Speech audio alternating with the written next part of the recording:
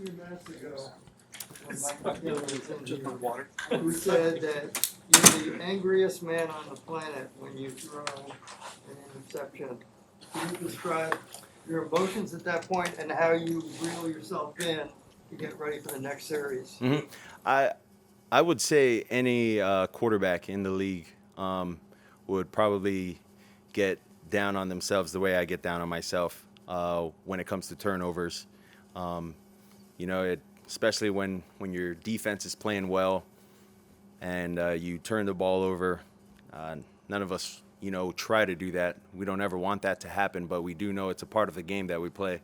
Games are never won in the first, second, or third quarter, and I understand that. And as we went into halftime, I knew that I just had to come out and just continue to play the football that I should be playing to the standard that I expect from myself and my teammates expect from me.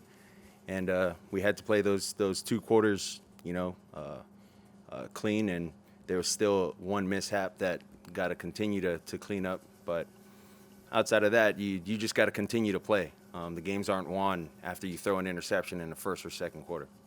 You've had a lot of success throwing to spots. You know where your receiver is going to be. Mm-hmm. Does that sometimes lead to those interceptions? Not really. Not really. It's really just the being on the same page with some of the guys, and then the one to Tyreek, that was just behind him. That was not a good throw. That was a bad throw. Hard Knocks captured the moment when you came over to Coach McDaniel after, I think it was the first interception. You were kind of apologizing about the pick, and he was like, "You're good, dude." What does it mean to you in that moment when he's that supportive and that kind of positive reinforcing you after a turnover? Yeah, it means a lot. But that's just the nature of how I play the position. I take it upon myself every time, regardless of Mike saying that it was his play calling.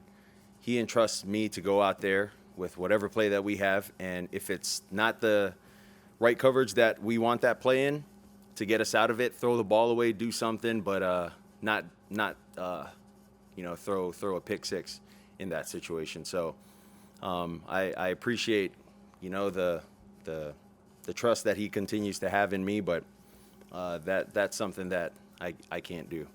To a big game for Waddle on Friday. We haven't seen as many as the blow up spots like we've seen from him in the past this season. What have you seen from him behind the scenes, as it kind of just churns along the season? I think he's done a really good job sort of mitigating the outside noise.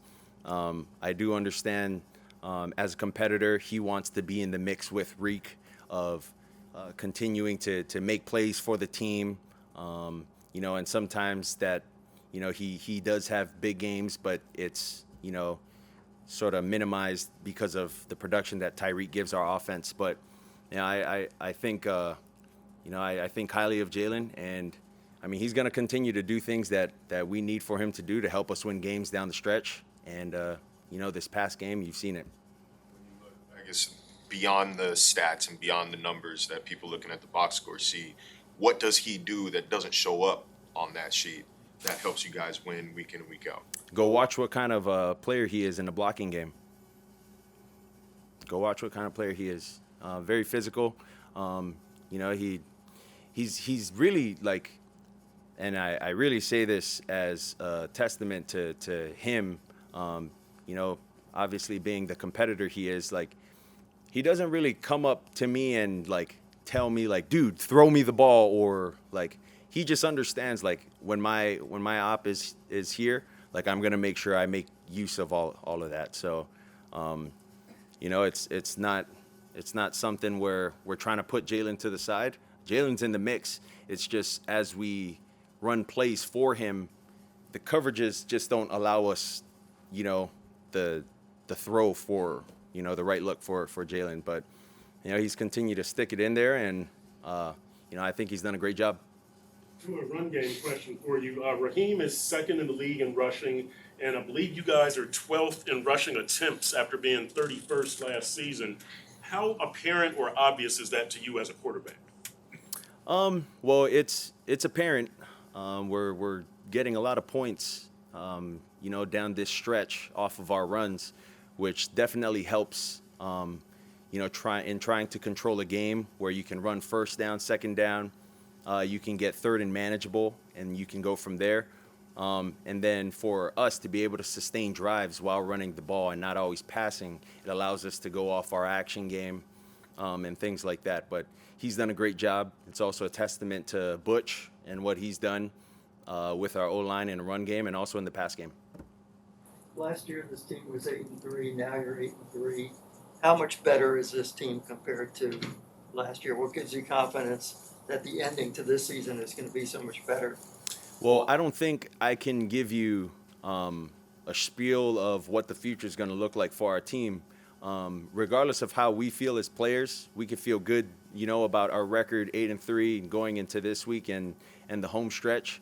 None of what we feel is going to matter. We're going to have to prepare the same exact way we prepared every other week as we go out there and play the Commanders. And, that's just the task at hand right now. We're going to have to beat those guys. Your reaction to the end of that Alabama-Auburn game? That was crazy. That was crazy. Roll Tide. And thoughts on this weekend? Roll Tide. Have you got any bets lined up? Any Georgia people who may or may not even be in this room? Bets. Friendly wagers. We got if Georgia wins, I gotta wear Georgia things, and then if Alabama wins, those guys gotta wear Alabama things. That's it. Well, how's the arm healing up? Yeah, no, it's good. Yeah, I was told by my wife that she didn't see it, but then she got text messages from people about what it looked like, and they said it was disgusting while they were eating their leftover meals. Sorry, I couldn't help you there. Like, I didn't know it happened until I came to the sideline, and then Mike White sort of pointed it out. I guess it was just from the adrenaline, but it was a nice chunk that came off. So someone can find that piece. That's yours.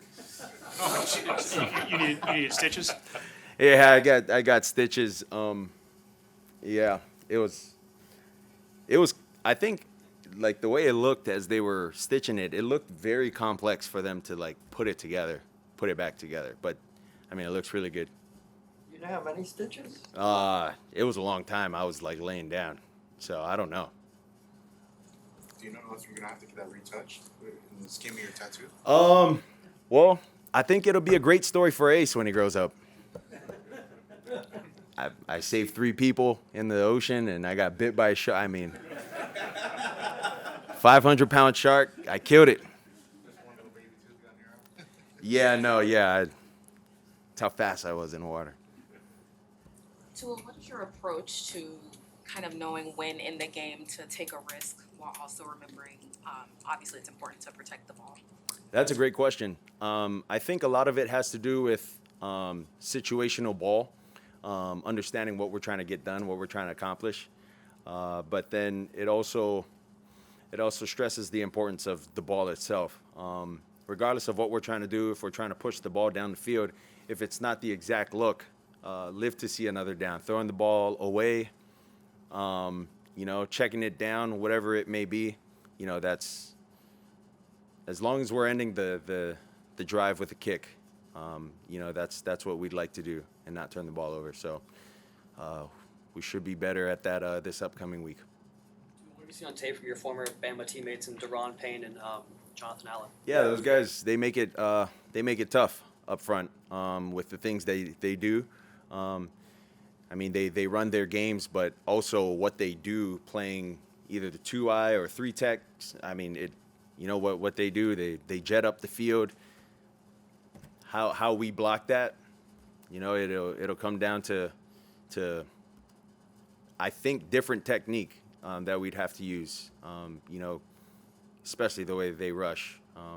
Almost very similar to the Jets sort of front with their jet front, but outside of that, we'll see. They're really good. Where's your comfort level with this offensive line now? I know Teron and Kendall did not practice today. That would mean a new guy out at left tackle. Obviously, guys have stepped up all season, but what's that look like for you as a quarterback? Yeah, I'm very comfortable. I understand, within the protections, where the meat of the protection is. I understand, if, someone early in the game is getting beat, okay, I'm going to trust that he's not going to, do that the next time. So I'm going to trust that it's, he's going to block it the way he should. And if it doesn't, like, I have a clock in my head, and then I know where my checkdowns are going to be in case that does happen. But outside of that, I'm just playing within the structure of the offense, how we talk about what we want to do as far as our reads in the progression. And then if someone does lose, what's our check down off of the first read. So things like that. Tua, the next time you guys take the field, it'll be December football.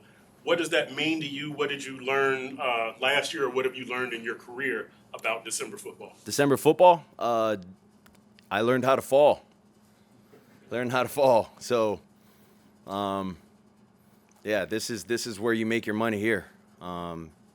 Games, just like these games this past Sunday, that's what games are going to start to look like as we, sort of travel deeper into December and then early into January. It's going to be closer games, going to be, one-score games, going to come down to whoever gets the ball last, and you got to go win the ball game from there.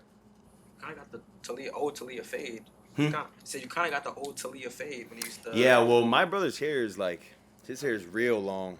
Mine's is like, yeah, it's not even close to his, but his is real long. What's the game plan there? With my hair? Yeah. I think I'm gonna braid it up again, just letting it grow out. I just love scratching my scalp, man. Feels good to scratch it. I'm telling you, if you've never had braids, ooh, but padding's no good. I'd rather just go and scratch it. It was getting a little colder. We're gonna see that Black Friday jacket again. That was cool, huh? I had to cut that jacket, the Black Friday jacket, just because we didn't want it to touch as I was taking it off. We didn't want it to touch my wound, but yeah, we'll definitely be seeing that again. Oh, I'm talking about not the jacket. I'm talking about my jersey. Sorry, I thought that's what you're talking about. Yeah, that Jacket. So the jacket, I didn't buy the jacket. The jacket was given to me as a gift on my birthday last year or earlier this year. And shout out to Rick Ross. That was his birthday present to me. Okay. So I appreciate it. Yeah. I feel bad for whatever fox or whatever that thing was. Dang. Yeah. But yeah, I couldn't go out and buy myself that. That's just dang.